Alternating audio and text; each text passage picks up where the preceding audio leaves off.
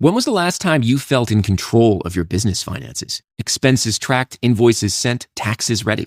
That's where Found comes in. Found brings your banking, bookkeeping, invoicing, and taxes together in one simple app. Manage expenses, invoice clients, send payments, and prep for tax time right where you bank. Join the hundreds of thousands who have already streamlined their finances with Found. Open a Found account for free at found.com. That's FOUND.com. Found is a financial technology company, not a bank. Banking services provided by Lead Bank, member FDIC.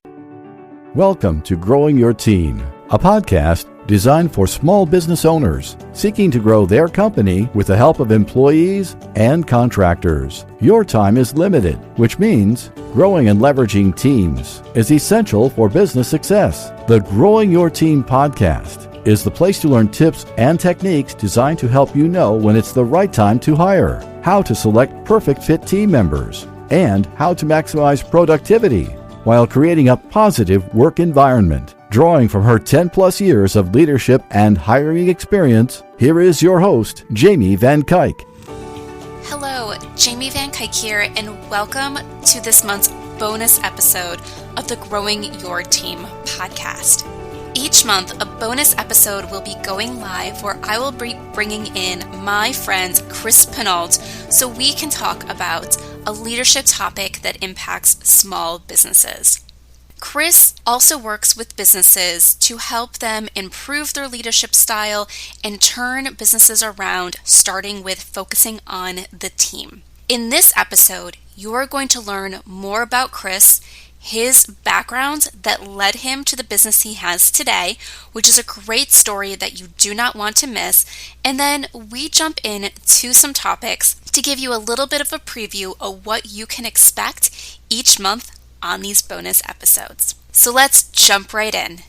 Hi, Chris. Thank you so much for coming on today and agreeing to be a reoccurring guest on the podcast. Thank you, Jamie. I'm really excited about this opportunity. Sounds like you're doing awesome things. Thank you. So let's get started with you telling everybody a little bit about yourself, your background, and the business that you're running today, so everyone who is listening can understand why you are going to be a great value-added guest for them to listen to every month. Okay, awesome. Yeah, I'd love to. So usually the best way that I can explain this is to bring people on a little journey, right? And if you go back to a long time ago, there was a young kid trying to find himself, really confused, looking for any kind of thing that he could latch on to. Ended up running around with the wrong groups of people, street entrepreneurship, as I like to call it. Did some fun things, but probably a little bit more chaos than most people would like in their life. To traveling across the country, living a life that was a struggle, going from northeast U.S. down to Southern California. Culture shock, just huge change, right? So it started this cycle of really trying to find myself through this journey. Ended up, unfortunately, finding out California's a very expensive place to live. Tried lots of different jobs and careers, and ended up being homeless out there. You learn a lot when you don't have a home and you're sleeping on the streets that most people don't get the opportunity to figure out. But still, if I remember it correctly, I had a gym membership, I had a job even, and I had a storage shed that I got to sleep in sometimes, but you're still homeless if you don't have your own bed or anything like that. So I joined the military. Got to go travel all over the country for the most part, and did my time in the desert for some of the wars. Started to find some kind of purpose in there, but it was a very learning and challenging experience when there's car bombs and other things going on outside of where you're sleeping at night. So that was definitely a learning experience, without a doubt. So as I got out of the military, I started getting into business school, and I took this class called the Psychology of Success. It was a catalyst for pretty much learning, growth, and development that I never even experienced before. And psychology was always this 4-letter word in my family. We had a crazy aunt that nobody wanted to be like her, so nobody wanted to get involved in any of this stuff. But then I found out what intrinsic versus extrinsic motivation was, how to build trust with people, how to have effective communication, all these things that I was like, oh, there's full classes and a full subject that's based on human relationships. This is amazing. And I started taking what I was learning from those courses and starting to apply them at work. I was working at retail in my time, at that time, working up the retail ladder, if you will, to the point where I went from being a dictator leader. The military kind of helped me learn how to be a dictator, I guess, where it was hard for me to keep a staff member for more than a few months. For the most part, I think 6 months was usually where people end up jumping ship if I could keep them that long, to a leader that really inspired, empowered, and engaged people, right? As I grew and developed, I took more psychology classes. I got more interested. Shameless plug for Audible. That's the best investment I ever made versus my all the way through my master's degree. I think I learned more from listening to Audible books than anything else. But and I recommend that to every single person. But I really started getting engaged and starting applying all the stuff I was learning time in and time out. So I was working for a larger retail chain as a turnaround guy for the pinnacle of my retail career. And I was taking underperforming locations, figuring out who was working, who wasn't, and letting people go, hire, recruit, train, develop, and pretty much create an ecosystem of people where the employees thrive, the customers love being there. And then I would go and I would do that over and over again for other underperforming locations at a cycle about every 6 months.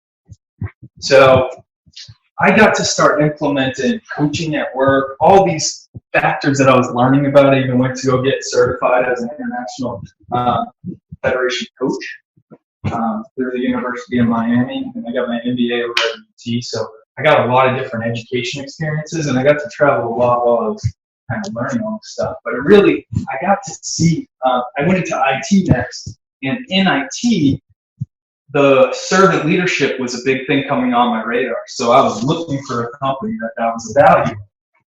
And I am a millennial, and values and purpose is really, really important. So when I was out hunting for a job, I was looking for, what did the company stand for? What were the things that they believed in? And how does that fit with my new value structure, right? Right. And in this role, I was like, okay, I started being a lot more aware of where some of the leadership challenges were, where communication was breaking down, where we lived in the values and where we didn't. And I started to really be able to see that there's a lot of issues. I was doing internal coaching for this company at the time, and though a lot of people get put into a leadership position, they don't necessarily have leadership training, leadership experience. One of the best examples that I remember is we take a awesome forklift driver, and now we make him a forklift manager. Now we've lost our best forklift driver, and we have a manager that doesn't know what he's doing. So yes, that's what I always say. It's like, just because someone does the job well doesn't mean they can do the next level well. Without a doubt. So you get to see a lot of that as I was going through kind of this journey, right? And I was slowly kind of finding myself in my place. And really the word that I love to use is my purpose, right? So once I got out of IT, I was traveling all over the country. I was meeting with CEOs, CFOs, hearing their problems, hearing the communication issues there while implementing IT solutions. And I was just hearing things over and over again about these issues, like poor managers, we don't have good leadership, over and over again. But from both perspectives, right? From the upper management perspective, but also from the boots on the ground perspective. And I was like, there has got to be a better way. There's got to be better environments that can be created. And there's got to be resources that are needed to help solve these problems. And well, I'm trying to remember the specific wording, but it's something along the fact that there's going to be a talent shortage, right? I know that the leadership gap, if you will, where as the baby boomers and as some of the Gen Xers start to leave the workforce, millennials are getting pushed into a lot of those positions, and it's not huge on the different generations kind of defining us, but It's just the easiest way to explain it. So it creates a vacuum. Now we're pushing people into leadership positions that may not have led people before, right?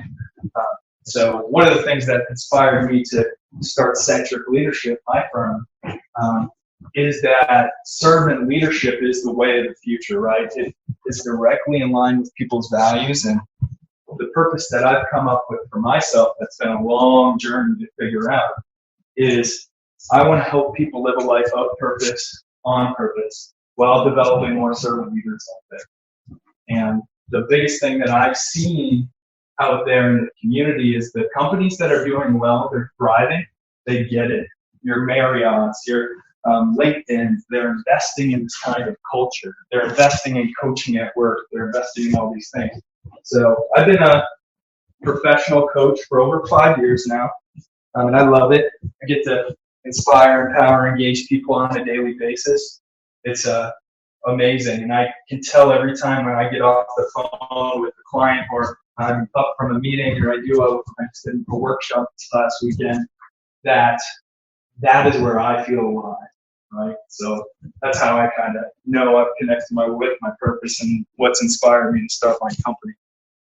Awesome. Yeah. One of the things that I love about your background is that it wasn't just a straight, really line to get you from where you were growing up to being the business owner that you are today. There was a lot of things where you had to learn and adjust. You went from being in the military, where there was one set of leadership styles that was going to help people succeed, to then being in another position where having that same leadership style wasn't going to work, and you had to learn how to adapt to be in that new position. And that's one thing that a lot of people have to remember is one of the main things about leadership, especially as we go talk more about servant leadership, it's focusing on what's the best way to lead the people and the process and everything that you have there versus leading one way all the time.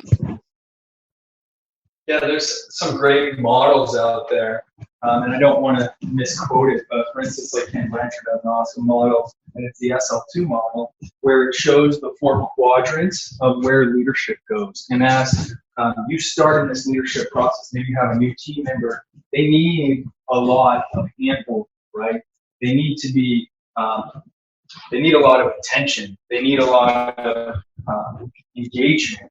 But as they move along through the process, you get to the point where the pinnacle is. Now you can just delegate to them because they've grown, they've developed, and you've been with them along that process. So it's not a leadership model for everyone all the time. It's, hey, what's the most effective leadership for this situation? Yes. Yeah. No, I love that.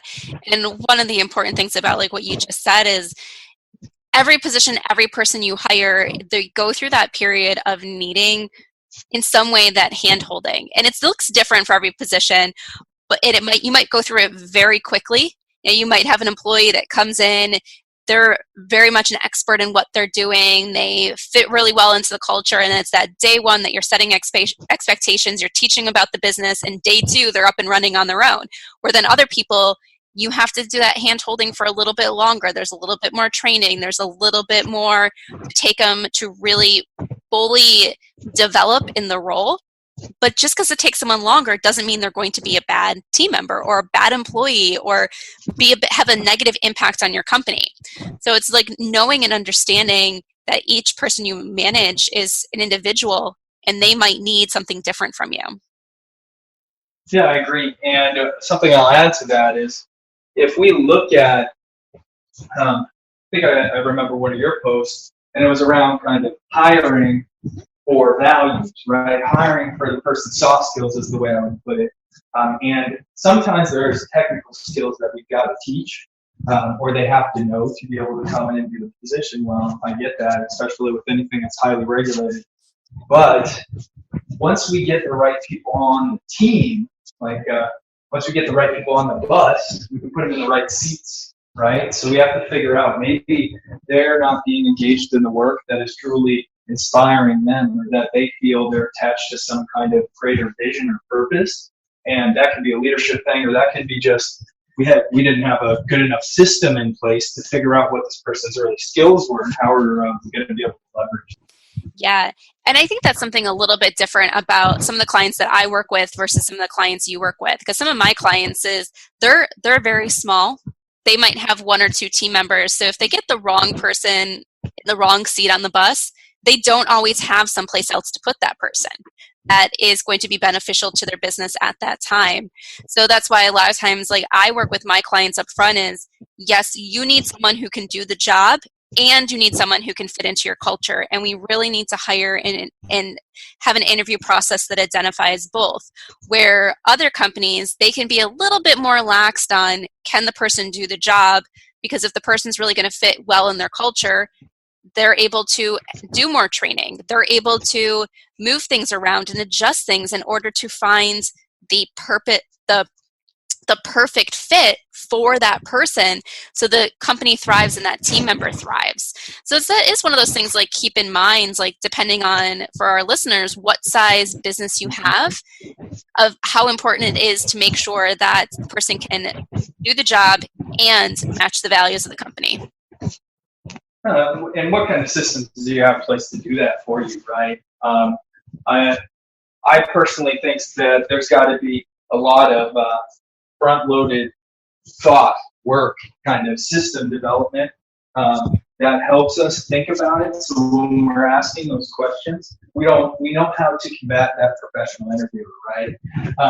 Because now we can really get to the meat and potatoes of what we're trying to make sure that they have, without asking those direct questions. Because anyone can take a multiple choice test and get a decent grade if they're a good guesser, right? So what are those things that we need to be aware of now? What are the job responsibilities that we were really, really clear on that we needed, and who is this perfect candidate and what they look like? Yes, definitely. So I know you like to talk about a lot of living a life of purpose. So tell us a little bit more about this and how you connect it with your clients and into their business. So one of the things I heard on the news just recently, I'm a big NPR listener, right? That's how I get my little bit of dose of news that I actually stay up with. But you may or may not have heard of Greta Thunberg. Is that familiar? Yes. Okay. Yeah, so environmental activist. She has Asperger's. But I was listening, and here's a girl that before she was connected to something, she could barely talk to anyone. Her parents were so worried she wouldn't have a normal life. She didn't really have friends. She didn't talk to her parents all that much, right? But then she connected with this purpose. I heard she watched some documentaries. She read some books, and then all of a sudden, it was like flipping a switch. Now, this person that couldn't talk to people before is now talking to the UN, is on all kinds of radio shows, and she's doing interviews all over the place. And even her parents said that this person, well, our daughter is now, we actually have a daughter again, right? She seems like a normal little kid. This is awesome. They're just happy she's happy. And that's, to me, the best example I can give with once you figure out why it is that you wake up in the morning, everything else makes sense, right? And this can be individually, or this can be organizationally, right? What bigger vision, what bigger purpose is your company trying to serve?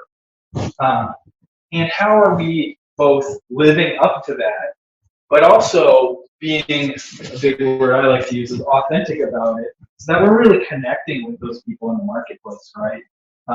Because that's a big, people don't buy what you do, they buy why you do it, right? So, right. At least nowadays. Yeah, what you were saying, it reminded me of a past experience when I was a manager in corporate, and knowing that each person has their purpose and has what's going to light them up. And I had this employee, there was a few challenges that we had to work with, and so we were working closely together on those challenges. And as we overcame those challenges, there were still some times during our conversations where I was just like, things just don't seem to be going well. Like, she just doesn't seem happy. And I remember having we had going back and forth of conversations, and part of it we started with, okay, well, you always seem to be coming in late. I could really care less about you coming in late because we have nothing going on those first 30 minutes of the day. I'm not holding team meetings then. So would it be better for you to push your start time back 30 minutes? Would that help? She said yes. Still, the employee wasn't seeming happy. And finally we had a conversation the one day, and I remember just blurted out of my mouth, and when it happens, I was like, oh my God, I can't believe I said that.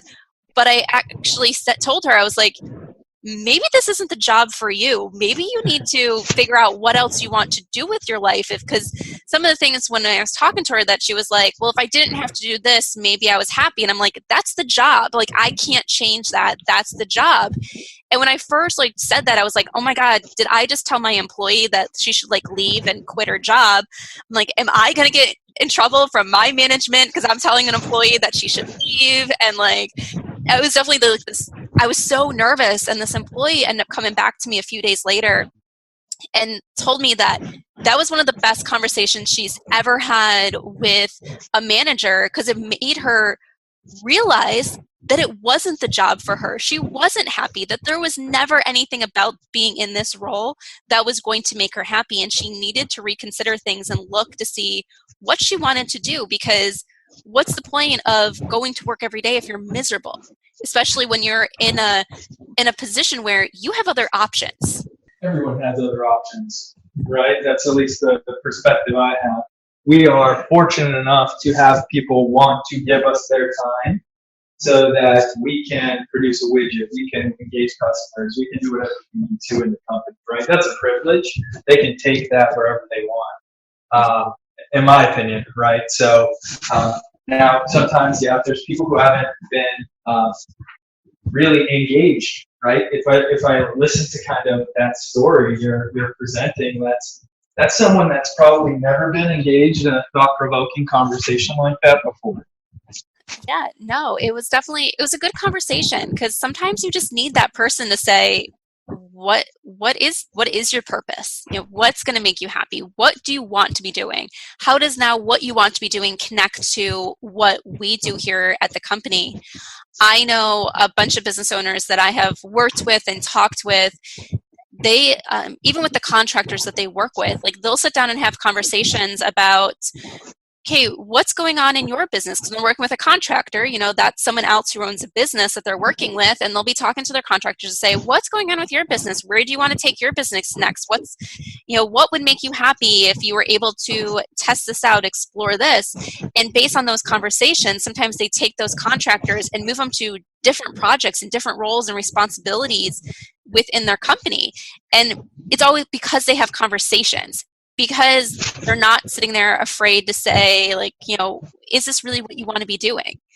And I always tell my clients, you're much better off hearing from someone, whether it's an employee or contractor, no, this isn't really something I want to be doing. And then get them out of that position, replace them with someone who wants to be there, replace them with someone who is connected, versus having someone who, even if they're not aware of it, they're not putting 100% into the role because it just doesn't drive them. I'm going to throw out a few things that are probably huge potential topics that we can talk about at another time, but there's a few keys in that situation, right? The first one that I see is that person is going to be in a very vulnerable spot when you get them in that conversation, right? They're like, oh crap, if I answer this a certain way, am I going to lose my job? Or what's my pride telling me to say right now? And all these kind of other thoughts that may just start circling someone's head. But from the other side, there's got to be a high level of trust that's been built up to be able to get someone to kind of go through that threshold, right? To be like, okay, let's team up, let's figure this out.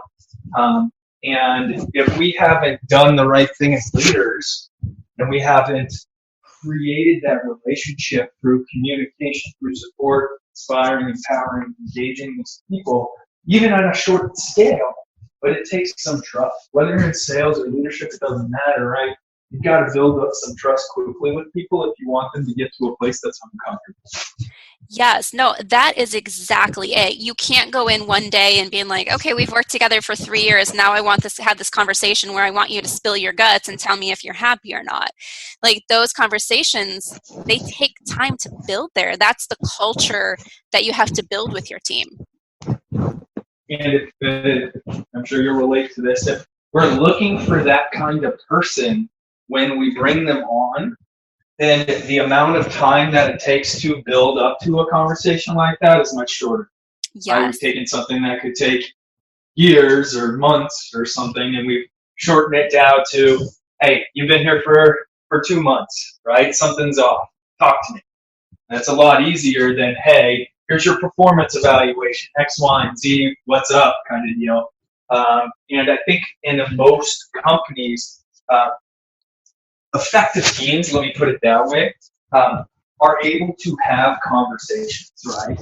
Let's talk, let's brainstorm, let's get together. I know that through us talking about it, we're going to either shift the perspective or come up with a new idea, or at minimum, we've created a new awareness that didn't exist before.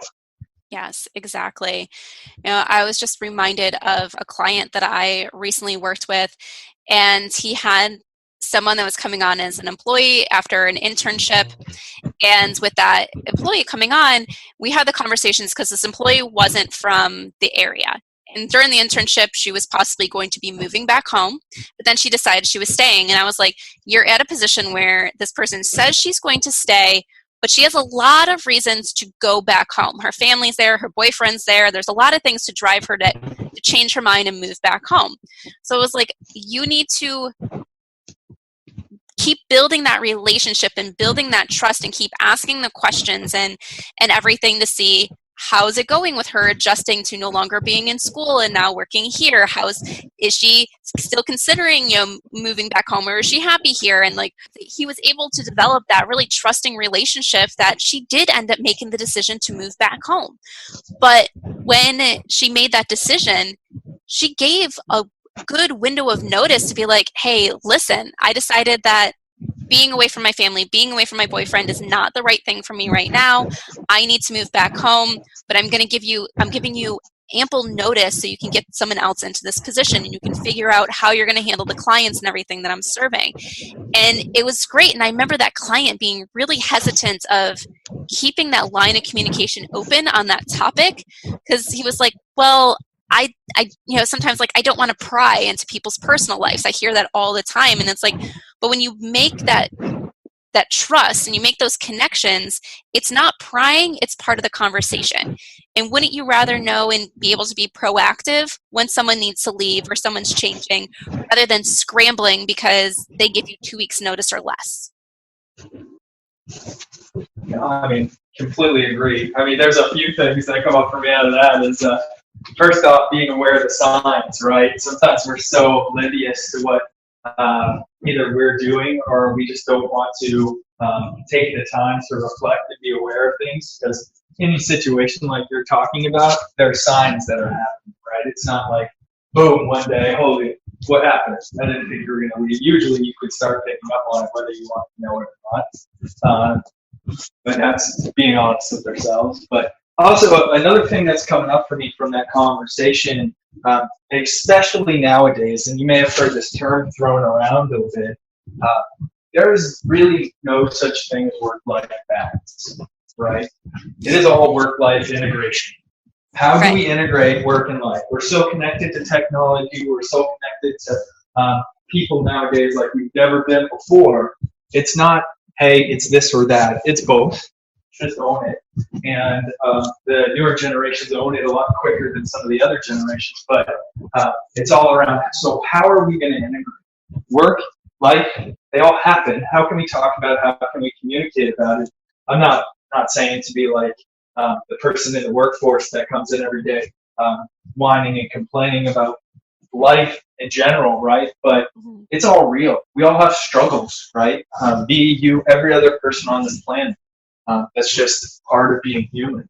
And as we own that as a leader, as we own that as someone who's developing trust with someone else, we're able to have those tougher conversations that take a lot of courage, right? It's not like we can just go in there and start talking, hey, I'm here for you. It seems like something's up. Talk to me kind of deal versus, hey, your performance is down, etc. And that's kind of back to what we were saying earlier. Yes. Yeah, no, I definitely 100% agree with that. No, I mean, one of the big things that I see quite often, right, and I'll throw this kind of out of the group, is the challenges people have are not as different as people think they are often, right? We get in this, the view of the world, our paradigm, is only our own. It is created from all of our personal experiences and everything else. So we don't really completely understand how other people see things. But I coach people at hospitals, for instance, that have hundreds of people reporting to them, and I also volunteer to coach at the University of Tampa with MBA students, right? And hey, me too. I'm starting there this semester. Well, that's awesome. We welcome you. I've been doing that for 5 years. It's a great It's a great experience.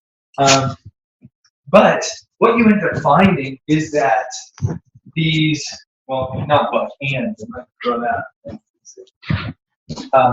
The children, I'm dating myself, I guess, when I call them children, but these students in these MBA programs, they have this, first off, they have this perception that a CEO of a company or a leader in a company is so much different than they are, right? And it's one of the things that I work on with these students is helping them to break down these mental barriers that they put in place about what a leader is, what a CEO is. And as they start to break that down, they understand they're just people as well.